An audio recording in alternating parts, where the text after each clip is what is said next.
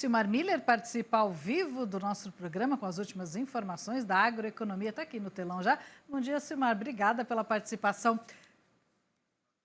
Bom dia, Renata. Bom dia, nossos amigos do canal Terra Viva. Olha, hoje é hora de dar aquela conferida que a gente sempre faz nos nossos indicadores do mercado financeiro. Boletim Focus, né, divulgado hoje, mostrando aqui alguns dados preocupantes aqui com relação à economia. Taxa de juros, tendência a se manter aí em 10,25% no final do ano, ou seja, apenas mais um corte de 0,25%. A situação complicou um pouquinho, ou seja, a gente começou o ano lá com a perspectiva de fechar 2024 com uma taxa de juros decente, em torno de 9 pontos percentuais. Isso mudou, e o que mudou é exatamente a perspectiva de uma inflação maior para esse ano, Renato. A inflação agora, o pessoal está aumentando a cada semana, faz uma nova consulta do Boletim Focus, esse aumento aumentou agora para 3,9%, era 3,88%, mas é uma sequência já de altas, ou seja, a inflação está começando a dar sinais de dar uma revigorada aqui, e isso preocupa e leva a conclusões de que não dá para baixar a taxa de juros, porque a taxa de juros serve exatamente para tentar segurar a inflação. Então está aí a perspectiva de o ano terminar com apenas um novo corte na taxa básica de juros, a Selic em 0,25%, e acabou. E para o ano que vem, um aumento, inclusive, na tendência de taxa de juros. Estava até a semana passada em 9,18%, o pessoal está aumentando agora para 9,25%, ou seja, também uma preocupação com relação a 2025, com relação à inflação.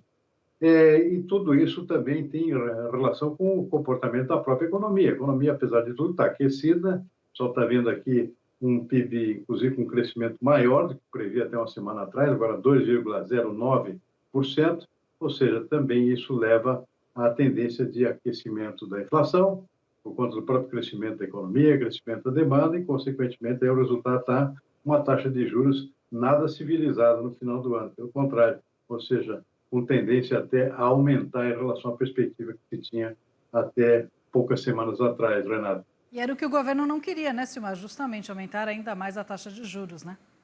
Exatamente. Está sendo exatamente o oposto do desejado, né?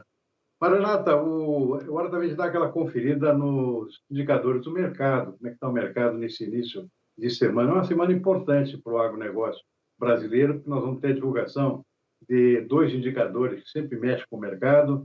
Um é o relatório de oferta e demanda dos Estados Unidos, do USDA, do Departamento de Agricultura americano, que sai na quarta-feira. Isso sempre mexe com o mercado, que altera as previsões da produção e da oferta e demanda nos Estados Unidos, no mundo todo, inclusive aqui para o Brasil. E na quinta-feira tem a divulgação da nova estimativa da safra brasileira de grãos pela Conab. Muita curiosidade para saber o que a Conab vai descontar na safra de soja, de milho, por exemplo, por conta das perdas acontecidas no Rio Grande do Sul por conta das enchentes. Isso inclui também o arroz, né? Existe uma grande curiosidade de saber como é que fica a safra nacional de arroz depois das enchentes no principal estado produtor de arroz, que é o Rio Grande do Sul. Então, muita expectativa nesse sentido.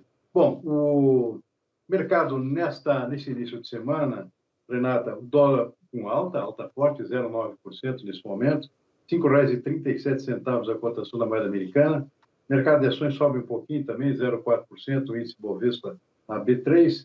Petróleo está em alta também no mercado internacional, em torno de 0,7%, tipo Brent.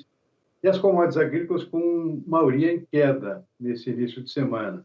Soja na Bolsa de Chicago, na verdade está estável nesse momento, mas com tendência a ficar um pouco mais fraco daqui a pouco, nesta segunda-feira. Trigo cai 1,8%, milho na contramão está subindo um pouquinho, 0,1%. Na Bolsa de Nova York, algodão cai 1,9%, café arábica também, menos 0,2%, açúcar, menos 0,3%. Cacau também com queda, 1,3%. Na contramão aqui, só o suco de laranja subindo 0,7%. Esse, Renato, retrata o mercado nesse início de semana. Claro que agora, uma semana, como eu disse aqui, com grandes indicadores novos que podem mexer com o mercado. Então, tudo leva a uma crescente atenção dos nossos produtores aqui sobre os rumos dos preços agrícolas ao longo da semana, por conta das especulações exatamente sobre os números que vão ser divulgados ao longo do período, quarta e quinta-feira, principalmente, Renato. Vamos aguardar então. Silmar, obrigada pela participação e até a próxima. Até a próxima.